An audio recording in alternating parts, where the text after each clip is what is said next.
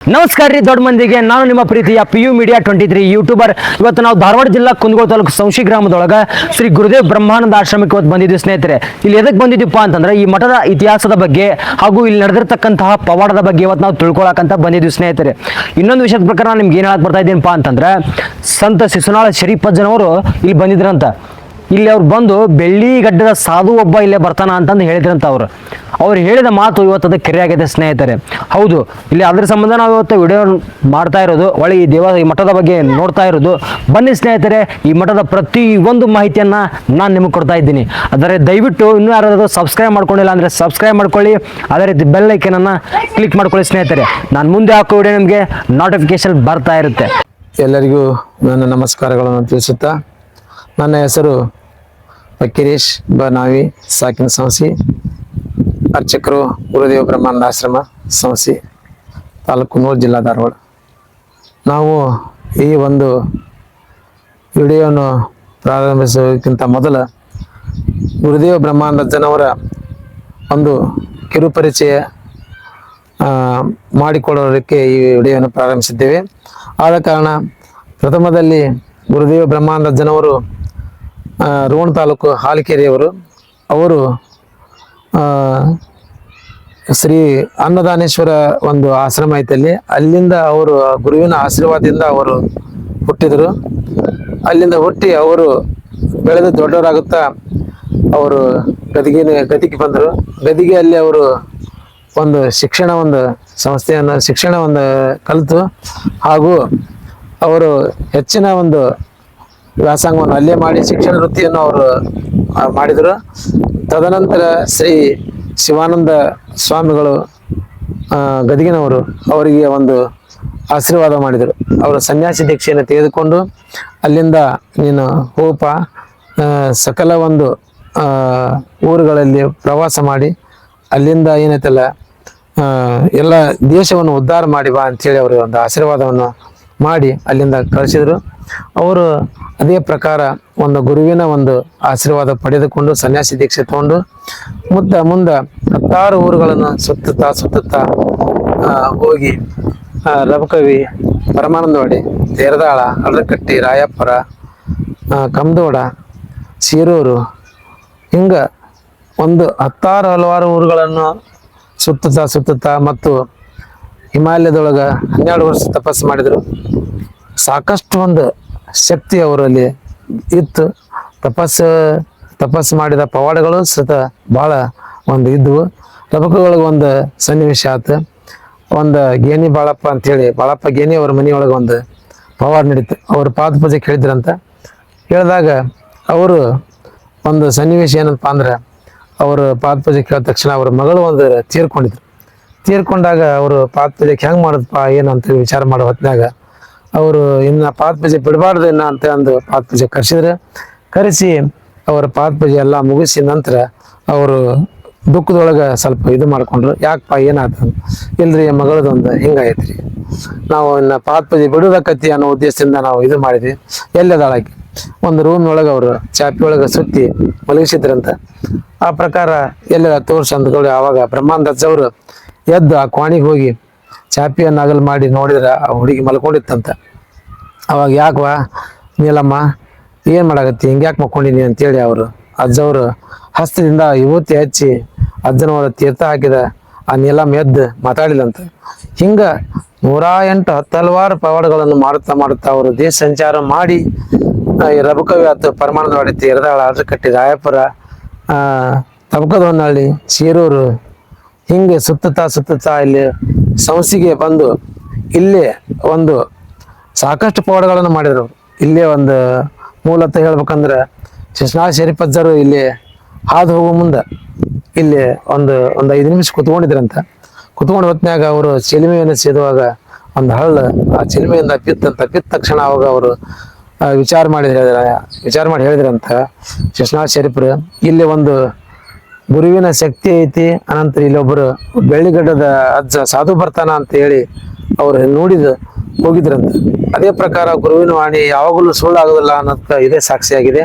ಆ ಪ್ರಕಾರ ಮುಂದೆ ಹಲವಾರು ವರ್ಷಗಳಿಂದ ನಂತರ ಬ್ರಹ್ಮಾನಂದಾಚಾರ್ಯ ಇಲ್ಲಿ ಬಂದು ಈ ಜಾಗವನ್ನು ಉದ್ಧಾರ ಮಾಡಿ ಮತ್ತು ಸುತ್ತಮುತ್ತ ಇಲ್ಲೇ ಊರುಗಳಿಗೆ ಸಂಚಾರ ಮಾಡಿ ಅವರು ಪ್ರವಚನ ಮಾಡಿ ಸಾಕಷ್ಟು ಪವಾಡಗಳನ್ನು ಮಾಡಿ ಅನಂತರ ಸಮಸ್ಯೆ ಒಳಗೆ ಒಂದು ಪವಾಡ ಆತಿ ಕೆರೆ ದಂಡಿ ಈ ಮಠದ ಬಾಜುಕ ಒಂದು ಕೆರೆ ಐತಿ ಆ ಕೆರೆಯಲ್ಲಿ ನೀರು ತುಂಬಿತ್ತಂತ ಈ ಧರಣಿಯವರ ಮನೆತನದೊಳಗೆ ಒಂದು ಹುಡುಗಿತ್ತ ಅವಾಗ ಅಜ್ಜವರು ಊರಿಗೆ ಹೊಂಟಿದ್ರಂತ ಬ್ರಹ್ಮಾನಂದ ಅಜ್ಜವರು ತಮ್ಮ ಧರಣಿ ಗೌಡಪ್ಪ ಈ ಹುಡುಗನ್ನ ನಮ್ಮ ಕೂಡ ಕಳಿಸ ಅಂದ್ರಂತ ಅವಾಗ ಕಳಿಸ ಅಂದ್ಕೊಳ್ಳಿ ಬ್ಯಾಡಪ್ಪ ನಮ್ಮ ಹುಡ್ರ ನೀನು ಸನ್ಯಾಸಿ ಅವನು ಸನ್ಯಾಸಿ ಮಾಡ್ಬೇಕನ ಅಂತೇಳಿ ಅಂದ್ರಂತ ಇಲ್ಲಪ್ಪ ಕಳಿಸ ಅಂದ್ರಂತ ಇಲ್ಲ ಬ್ಯಾಡ ಕಳ್ಸೋದಿಲ್ಲ ನಾವು ಆತ್ ಬಿಡಪ್ಪ ಅಂತೇಳಿ ಅಂದು ಅವರು ತಿರ್ಗಾ ಊರಿಗೆ ಹೋದ್ರಂತ ಹೋದ ಮರುದಿವ್ಸನ ಇವ ಒಂದು ನಾಯಿ ತೊಗೊಂಡು ಕೆರೆ ಕಡೆ ಹೋದಂತ ಹೋದ ಹೊತ್ನ್ಯಾಗ ಅದು ಗುರುವಿನ ವಾಣಿ ಸುಳ್ಳಾಗೋದಿಲ್ಲ ಅನ್ನೋದಕ್ಕೆ ಅದೇ ಸಾಕ್ಷಿ ಆ ನಾಯಿ ಆ ಹುಡುಗನ ಜಕ್ಕೊಂಡು ನೀರಿನ ಕಡೆ ಹೋತಂತ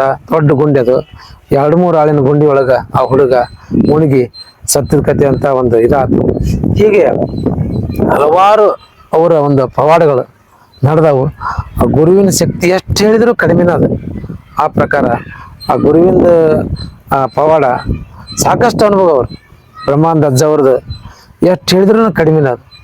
ಹಿಂಗೆ ಈ ಪ್ರಕಾರ ಅವರು ಎಲ್ಲವನ್ನು ಪವಾಡಗಳನ್ನು ಮಾಡುತ್ತಾ ಎಲ್ಲರಿಗೂ ಒಂದು ಗುರುವಿನ ಆಶೀರ್ವಾದ ನೀಡುತ್ತಾ ಬಾಯಿ ಒಳಗೆ ಬಂದಂಥ ಮಾತು ಹೊಸಿ ಹೋಗುವುದಿಲ್ಲ ತಮ್ಮ ಅಂತೇಳಿ ಒಂದು ವಾಣಿನ ನುಡಿದ್ರವರು.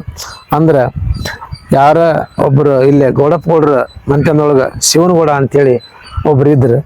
ಅವರು ಶಿವನಗೌಡ ನಿನಗೇನು ಬೇಕು ಕೇಳಲಿ, ಈ ಮುಟಿಗಿಯಿಂದ ಬೀಳಿಲ್ಲ ಅಂದ್ರೆ ನಾ ಸಾಧುನ ಅಲ್ಲ ಅಂತೇಳಿ ಅವರು ಒಂದು ನುಡಿದಂಥ ವಾಣಿ ಹೆಂಗ ಇತ್ತಂದ್ರೆ ಕಾಗಿ ಗುಬ್ಬಿ ಸತೆ ಚಿವ್ ಅಂದು ಹೋದಂತ ಅಂತ ಒಂದು ಶಕ್ತಿ ಅವರಲ್ಲಿ ಇತ್ತು, ಭಕ್ತಿ ಇತ್ತು, ಶಕ್ತಿ ಇತ್ತು. ಹೀಗೆ ಹಲವಾರು ಪವಾಡಗಳನ್ನು ಮಾಡ್ತಾ ಮಾಡ್ತಾ ಬಂದ್ರೆ ಅವರು 1976 ಒಳಗೆ ಹುಬ್ಬಳ್ಳಿ ದವಾಖಾನೆ ಒಳಗೆ ಲಿಂಗೈಕ್ಯರಾದ್ರೆ ನಂತರ ಅವ್ರನ್ನ ಎಲ್ಲ ಒಂದು ಹಿರಿಯರ ಸಮ್ಮುಖದಲ್ಲಿ ಅವ್ರನ್ನ ಸಮಸ್ಯೆ ಒಳಗೆ ಮಾಡೋದು ಅಂತೇಳಿ ನಿಶ್ಚಯ ಮಾಡಿಕೊಂಡು ಅವರು ಈ ಬ್ರಹ್ಮಾನಂದಾಚಾರ್ಯ ಕರ್ತೃಗದ್ದಿಗೆ ಸಮಸ್ಯೆಗೆ ಅವರ ಶರೀರವನ್ನು ತೊಂಬಂದಿಲ್ಲಿ ಗದ್ದಿಗೆ ಮಾಡಿದ್ರು. ಅನಂತರ ಮಠವನ್ನು ಸ್ಥಾಪಿಸಿದ್ರು. ಅದನ್ನ ತದನಂತರ ಅವರು ಅವ್ರ ನಂತರ ಬ್ರಹ್ಮಾನಂದಾಚಾರ್ಯ ಲಿಂಗದೊಳಗ ನಂತರ ಗುರುದೇವ್ ಸಿದ್ದೇಶ್ವರ ಮಹಾಸ್ವಾಮಿಗಳವರು ಪಟ್ಟಕ್ಕಾದರು. ಅವರು ಎಲ್ಲ ಒಂದು ಏನು ಶಾಖೆಗಳದಾವಲ್ಲ ಅವರು ಬ್ರಹ್ಮಾನಂದ ಅವ್ರು ಏನು ಮಾಡಲಿಲ್ಲ, ಅಲ್ಲಿ ಹೋಗಿ ಸುಮ್ಮನೆ ಒಂದು ಪ್ರವಚನ ಮಾಡಿ ಆ ಜಗವನ್ನ ಗೊತ್ತು ಮಾಡಿದ್ರು ಅಷ್ಟಕ್ಕರೆ. ಆದ್ರೆ ಎಲ್ಲ ಮಠ, ಶಿಕ್ಷಣ ಸಂಸ್ಥೆ, ಬ್ಯಾಂಕು ಎಲ್ಲ ಇವು ಈಗ ಎಣ್ಣೆದವರು ಗುರುದೇವ ಸಿದ್ದೇಶ್ವರ ಶಿವಗಳವರು ಎಲ್ಲ ಮಠಗಳನ್ನು ಸ್ಥಾಪಿಸಿ ಮಾತ್ರ ಬ್ಯಾಂಕು, ಶಾಲೆ ಎಲ್ಲ ಮಾಡ್ಕೊತ ಬಂದರು. ಅವರು ಸಾಕಷ್ಟು ಪವಾಡಗಳನ್ನು ಮಾಡಿದರು. ಆದ್ರೆ ಆ ಕಟ್ಟಿದ ಮಠಗಳು ಹೆಂಗದವ ಅಂದ್ರೆ ಒಂದು ಕನ್ಯಾಕುಮಾರಿ ಒಂದು ಶೈಲಿ ಒಳಗದ. ಎಲ್ಲ ಅವರು 2ನೇ ಅಜ್ಜವರು ಗುರುದೇವ್ ಸಿದ್ದೇಶ್ವರ ಶಿವಗಳವರು ಕನ್ಯಾಕುಮಾರಿಗೆ ಹೋಗಿದ್ರಂತ. ಹೋದ ತಕ್ಷಣ ಅಲ್ಲಿ ಪ್ಲ್ಯಾನ್ ಕೇಳಿದ್ರೆ ಯಾರು ಹಚ್ಕೊಳ್ಳಿಲ್ಲಂತ. ಒಂದು ಸಭಾ ನಡೆದಿತ್ತಂತ. ಸಭಾ ನಡೆದ ಹೊತ್ನ್ಯಾಗ ಒಂದು 2 ನಿಮಿಷ ನಮಗೆ ಮಾತಾಡೋಕೆ ಅವಕಾಶ ಕೊಡ್ರಿ ಅಂತ ಕೇಳಿದ್ರಂತ ಸಿದ್ದೇಶ್ವರ ಅಜ್ಜಾರು. ನೋಡಂತ ತಡ್ರಿ ಲಾಸ್ಟ್ಗೆ ಏನಾಕತಿ ಕೇಳೋಣ ಅಂತೇಳಿ ಹೇಳಿದ್ರಂತ. ಅವಾಗ ಎಲ್ಲ ಫಂಕ್ಷನ್ ಮುಗಿಯಾಕೆ ಬಂದಿತ್ತಂತ. ಮುಗಿಯಾಕೆ ಬಂದ ತಕ್ಷಣ ಅವರು ಒಂದು 2 ನಿಮಿಷ ಅವ್ರಿಗೆ ಕೊಡ್ರಿ, 2 ನಿಮಿಷ ಮಾತಾಡಿದವರು ಅಂತೇಳಿ ಅವ್ರಿಗೆ ಮೈಕ್ ಕೊಟ್ರಂತ. ಮೈಕ್ ಕೊಟ್ಟ ತಕ್ಷಣ ನಮ್ಮ ಗುರುದೇವ್ ಸಿದ್ದೇಶ್ವರ ಶಿವಗಳವರು ಪ್ರಾರಂಭಿಸಿದ್ರಂತ ಮಾತಾಡಕ್ಕೆ ಹತ್ತಿದ್ರೆ 1 ತಾಸು ಪ್ರವಚನ ಮಾಡಿದ್ರಂತವ್ರು. 2 ನಿಮಿಷ ಹೋಗಿ 1 ತಾಸು ಪ್ರವಚನ ಆದ್ರೆ ಯಾರು ಒಬ್ರು ಕುಂತ ಜಾಗ ಬಿಟ್ಟು ಕದಕ್ಲಿಲ್ಲಂತ. ಸೂಜಿ ಬಿದ್ರೆ ಸಪ್ಪಳ ಆಗ್ಬೇಕಂತ ಆ ಟೈಪ್ ಅವ್ರದ್ದು ಒಂದು ಸ್ಪೀಚ್ ಅಲ್ಲಿ ಆತಂತ. ಅದನ್ನ ನೋಡಿದ ತಕ್ಷಣ ಅವರು ಏನು ಕನ್ಯಾಕುಮಾರಿ ಪ್ಲಾನ್ ಇತ್ತಲ್ಲ ಆ ಪ್ಲಾನ್ ತೊಗೊಂಬಂದು ಸೀದಾ ಅವ್ರ ಅಜ್ಜವ್ರ ಹಸ್ತಕ್ಕೆ ತಂದು ಕೊಟ್ರಂತ. ಅವಾಗ ಅವರು ಸಂತೋಷದಿಂದ ತೊಗೊಂಬಂದು ಅದ ಒಂದು ಶೈಲಿ ಒಳಗೆ ಈ ನಮ್ಮ ಬ್ರಹ್ಮಾನಂದ ಅಜ್ಜರ ಆಶ್ರಮಗಳು ಎಲ್ಲ ಸ್ಥಾಪನೆಗೊಂಡವು. ಅನಂತರ ಸಿದ್ದೇಶ್ವರ ಶಿವಗಳವರು ಅವ್ರದ್ದು ಒಂದು ಸಾಕಷ್ಟು ಪವಾಡಾಗ್ಯವು. ಅದರೊಳಗೆ ಒಂದು ಅಡ್ರಕಟ್ಟಿ ಒಳಗೆ ಅವಳದರ ಮಂತ್ಯನೊಳಗೆ ಬಸಣ್ಣ ಅಂತ ಹೇಳಿದ್ರು. ಅವರು ಎಣ್ಣೆ ತೊಗೊಂಡಿದ್ರು, ವಿಷಕಾರಿ ಎಣ್ಣೆ ತೊಗೊಂಡ ತಕ್ಷಣ ಅವ್ರನ್ನ ದವಾಖಾನಿಗೆ ಅಡ್ಮಿಟ್ ಮಾಡಿದ್ರು. ಆದ್ರೆ ಅವ್ರದ್ದೆಲ್ಲ ಕತಿ ಮುಗಿದು ಹೋಗಿತ್ತು. ಮುಗಿದು ಹೋದ ತಕ್ಷಣ ಅಜ್ಜ ಅವ್ರಿಗೆ ಒಂದು ಫೋನ್ ಮಾಡಿದ್ರು ಅವರು, ಹಿಂಗ್ರಿ ಅಪ್ಪರ ಮತ್ತು ಬಸಣ್ಣಂದು ಹಿಂಗಾತ್ರಿ, ಮತ್ತು ನಾಳೆ ಬೆಳಿಗ್ಗೆ ಅವ್ರ ಅಂತ್ಯಕ್ರಿಯೆ ಮಾಡ್ತೀವಿ ಅಂತೇಳಿ. ಆತಪ್ಪ ಏನಾಗೈತೆ ನಾವು ಬರ್ಮಾಡತ್ ಹೇಳ್ರಿ ನಾವು ಬಂದಿಂದ ಇದು ಮಾಡುವ ಅಂತೇಳಿ ಹೇಳಿದ್ರಂತ. ಆ ಪ್ರಕಾರ ಅವರು ತರಿಸಿದ್ರಂತ. ಅಜ್ಜವ್ರು ಬಂದು ಹೋದ ನಂತರ ಇದು ಮಾಡ್ಲಿ ಅಂತೇಳಿ ಅಂದು ಇದು ಮಾಡಿದ್ರಂತ. ಅವಾಗ ಅಜ್ಜವ್ರು ರಾತ್ರಿ 9-9ವರೆಗೆ ಹೋದ್ರಂತ. ಹೋಗಿ ಆ ಒಂದು ಏನವ ಅವಳದ ಬಸವರಾಜನ್ ಅವರಿಗೆ ತಲೆ ಮೇಲೆ ಕೈಯಾಡಿಸಿ ಅವರಿಗೆ ತೀರ್ಥ ಕೂಡಿಸಿ ಇದು ಮಾಡಿದ ತಕ್ಷಣ ಸ್ವಲ್ಪ ಮೂಮೆಂಟ್ ಆತಂತ. ಅವಾಗ ಅಜ್ಜವ್ರಿಗೆ ಫೋನ್ ಹಚ್ಚಿದ್ರಂತ ಅವ್ರು, ಇಲ್ರಿ ಒಂದು ಸ್ವಲ್ಪ ಮೂಮೆಂಟ್ ಆಗತ್ತತ್ರಿ ಹಂಗ ಅನ್ಕೊಂಡ್ರೆ ಬೆಳಗರಿಗೆ ಹೊಡೆದ ಮಾತಾಡಕ್ ಚಾಲು ಮಾಡಿದಂತೆ. ಹಿಂಗ ಸಾಕಷ್ಟು ಅವರು ಒಂದು ಅಜ್ಜವ್ರದ್ದು ಪವಾಡಗಳು ಸಾಕಷ್ಟು ಆಗ್ಯವು. ಆದ ತಕ್ಷಣ ಅದಕ್ಕೆ ಈಗ ಹಲವಾರು ಒಂದು ಮಠಗಳನ್ನು ಸ್ಥಾಪಿಸಿ ಅವರು ಶಿಕ್ಷಣ ಸಂಸ್ಥೆ ಬೆಳೆಸಿ ಎಲ್ಲ ಮಾಡಿಕೊಂಡು ತದನಂತರ ಅವರು 2006ಕ್ಕೆ ಅವರು ದೇಹವನ್ನು ತ್ಯಾಗ ಮಾಡಿದ್ರು. ದೇಹವನ್ನು ತ್ಯಾಗ ಮಾಡಿದ ನಂತರ 2012ಕ್ಕೆ ಪರಮ ಪೂಜ್ಯ ಶ್ರೀ ಶ್ರೀ ಗುರುಸಿದ್ದೇಶ್ವರ ಮಹಾಸ್ವಾಮಿಗಳವರು ಪಟ್ಟಕಾತ. ಇವರ ಒಂದು ಸೂಚನೆ ಹೆಂಗಾತಪ್ಪ ಅಂದ್ರೆ ವಿಜಾಪುರ ಸಿದ್ದೇಶ್ವರ ಸ್ವಾಮಿಗಳವರ ಒಂದು ಮುಖಾಂತರ ಅವರಲ್ಲಿ ಹೋಗಿ ಯಾರನ್ನ ಸ್ವಾಮಿಗಳು ಮಾಡ್ಬೇಕಂತ ಒಂದು ವಿಚಾರ ಬಂದ ಹೊತ್ನಾಗ ಅವರು ನಾವು ಬಾರಿ ಅನ್ಕೊಂಡ್ಯಪ್ಪ, ಅದು ಹೋಗಿ ಬಂದ ತಕ್ಷಣ ನಾವು ಏನು ಅನ್ನೋದು ಸೂಚನೆ ಮಾಡ್ತೀವಿ ಅಂದ್ರ. ಅವಾಗ ಹೋಗಿ ಬಂದ ತಕ್ಷಣ ಹೋಗಿ ಬಂದಿಂದ ಇವ್ರನ್ನ ಪರಮ ಪೂಜ್ಯ ಗುರುಸಿದ್ದೇಶ್ವರ ಮಹಾಸ್ವಾಮಿಗಳವ್ರನ್ನ ಅವರು ಚಲೋ ಅದಾರಪ್ಪ, ಎಲ್ಲ ಸಾತ್ವಿಕ ಅದಾರ, ಅವರೆಲ್ಲ ಸಾಕಷ್ಟು ಕಲ್ತಾರ, ಅನುಭವಿಗಳು ಅದಾರ ಅವ್ರು. ಯಾಕಂದ್ರೆ ಈ ಮಠಕ್ಕೆ ನಾವು ಮರಿ ಮಾಡ್ಬೇಕಂದ್ರೆ ಹಲವಾರು ವಿಚಾರಗಳನ್ನು ಮಾಡ್ಬೇಕಾಕತಿ. ಯಾಕಂದ್ರೆ ಸಿದ್ದೇಶ್ವರ ಮಹಾಸ್ವಾಮಿಗಳು ಸಾಕಷ್ಟು ಮಾಡ್ಯಾರ. ಅವ್ರು ಎಲ್ಲ ಮಠಗಳನ್ನ ಸ್ಥಾಪಿಸ್ಯಾರ, ಎಲ್ಲ ಶಿಕ್ಷಣ ಸಂಸ್ಥೆ ಸ್ಥಾಪಿಸ್ಯಾರ, ಬ್ಯಾಂಕ್ಗಳನ್ನು ಮಾಡ್ಯಾರ. ಅವ್ರು ಹೆಂಗ್ ಮಾಡ್ಯಾರ ಅಂದ್ರೆ ಭಾಳ ಕಷ್ಟ ಮಾಡ್ಯಾರ. ಅವರು ಆ ಒಂದು ಮಠಕ್ಕೆ ಯೋಗ್ಯ ಆಗ್ಬೇಕಲ್ಲ ಅಂತೇಳಿ ಅವ್ರನ್ನ ಸೂಚನೆ ಮಾಡಿ ಇವ್ರನ್ನ ಆಯ್ಕೆ ಮಾಡಿ ಇವ್ರನ್ನ ಮಾಡ್ರಿಪ್ಪ ಅಂತೇಳಿ ಅವ್ರ ತಿಳಿಸಿದಾಗ ಅವರ ಒಂದು ನೇತೃತ್ವದೊಳಗೆ 2012ಕ್ಕೆ ಅವರು ಪಟ್ಟಕ್ಕೆ ಆದ್ರೆ ಅದ್ದೂರಿಯಾಗಿ ನಮ್ಮ ಕರ್ನಾಟಕದೊಳಗೆ ಆಗಲಿಲ್ಲ ಅಂತ ಒಂದು ಪಟ್ಟಾಭಿಷೇಕವನ್ನು ಮಾಡಿ ಅವರು ಮುಂದುವರ್ಕೊಂತ ಬಂದಾರ. ಈಗ ಅವರ ನೇತೃತ್ವದಲ್ಲಿನ ಈಗ ಸದ್ಯ ಎಲ್ಲಾ ಶಾಖಾ ಮಠಗಳು, ಶಿಕ್ಷಣ ಸಂಸ್ಥೆ, ಬ್ಯಾಂಕು ಎಲ್ಲ ಅವು ನಡ್ಕೊಂತ ಹೊಂಟಾವು.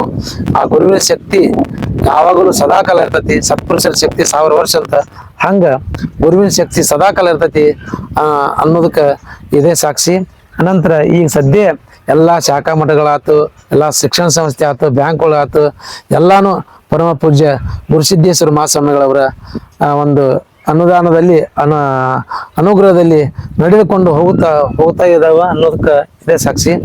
ಅದರಂತ ಈಗೆಲ್ಲಾನು ಈಗ ಅವರ ಒಂದು ಸದಸ್ಯಂತೆ ಎಲ್ಲ ನಾವು ಎಲ್ಲರೂ ಸದ್ಭಕ್ತರು, ಎಲ್ಲ ಮಠಗಳ ಭಕ್ತರು ಆತು, ಅವ್ರು ಯಾವ ರೀತಿ ಹೇಳ್ತಾರ, ಯಾವ ರೀತಿ ಇದು ಮಾಡ್ತಾರ, ಅವರ ಒಂದು ಸದಸ್ಯಂತೆ ನಾವೆಲ್ಲರೂ ನಡೆದುಕೊಂಡು ಬಂದಿದ್ದೀವಿ. ಇನ್ನು ಮುಂದಾದರೂ ಇದೇ ಪ್ರಕಾರ ನಡ್ಕೊಂಡು ಹೋಗತಿ. ಆ ಒಂದು ಗುರುವಿನ ಆಶೀರ್ವಾದ ಸದಾ ಇರ್ತತಿ ಅಂತ ಹೇಳಿ ಒಂದು ನಾವು ಎಲ್ಲದಕ್ಕೂ ಅದಕ್ಕೆ ಚಿರಋಣಿಯಾಗಿ ಇರ್ತೀವಿ ಅಂತ ಹೇಳಿ ನನ್ನ ಎರಡು ಈ ಬ್ರಹ್ಮಾನಂದಜ್ಜನವರ ಹಾಗೂ ಎರಡನೇ ಅಜ್ಜವರು ಸಿದ್ದೇಶ್ವರ ಅಜ್ಜನವರ ಒಂದು ಕಿರುಪರಿಚಯನ್ನು ಹಾಗೂ ಮತ್ತು ಪರಮ ಪೂಜೆಗೆ ಸದ್ಯ ಇರೋರು ಗುರುಸಿದ್ದೇಶ್ವರ ಮಹಾಸ್ವಾಮಿಗಳವರ ಒಂದು ಕಿರುಪರಿಚಯನ್ನು ಮಾಡಿ ಇವತ್ತಿನ ಈ ವಿಡಿಯೋವನ್ನು ಎಲ್ಲರಿಗೂ ಶೇರ್ ಮಾಡಿ ಅವರು ಈ ಆಶ್ರಮಕ್ಕೆ ಬಂದು ತಮ್ಮ ಪಾಪ ಕರ್ಮಗಳನ್ನು ಕಳೆದುಕೊಂಡು ಅವರು ಜೀವನದಲ್ಲಿ ಉದ್ಧಾರ ಹೇಳಿ ಆಗ ನಂತರ ಬ್ರಹ್ಮಾನಂದ ಅಜ್ಜ ಅವ್ರದ್ದು ಹೆಂಗಪ್ಪ ಅಂದ್ರೆ ಎಲ್ಲ ಬೇಡಿದ್ದು ಎಲ್ಲರಿಗೂ ಕೊಟ್ಟಾರ. ಇಂಥವ್ರಿಗೆಲ್ಲ ಈಗ ಮಕ್ಕಳು ಕಣ್ಣಲ್ಲಿ ಕಣ್ಣು, ಬಾಯಿಲ್ಲರಿ ಬಾಯಿ, ಇಂಥವೆಲ್ಲ ಒಂದು ಅವನ ಆಶೀರ್ವಾದದಿಂದ ಎಲ್ಲ ಜಗತ್ತಿನೊಳಗ ಉದ್ಧಾರ ಆಗ್ಯಾರ. ಆ ಪ್ರಕಾರ ಎಲ್ಲ ಅಂತಿಂಥವ್ರ ಮಾತು ಕೇಳಕ್ ಹೋಗ್ಬೇಡ್ರಿ, ಏನ ಮಾಟ ಮಂತ್ರ ಮಾಡ್ಸಕ್ ಹೋಗ್ಬೇಡ್ರಿ, ಅದನ್ನ ಮಾಡಕ್ ಹೋಗ್ಬೇಡ್ರಿ, ಇದನ್ನ ಮಾಡಕ್ ಹೋಗ್ಬೇಡ್ರಿ. ಇಂಥ ಒಂದು ಸತ್ಪುರುಷದ ಜಗಕ್ಕೆ ಬಂದು ನೀವು ಹಣೆ ಹಚ್ಚಿ ಒಂದು ಗುರುವಿನ ಒಂದು ಅನುಗ್ರಹ ಪಡೆದುಕೋಬೇಕಂತೇಳಿ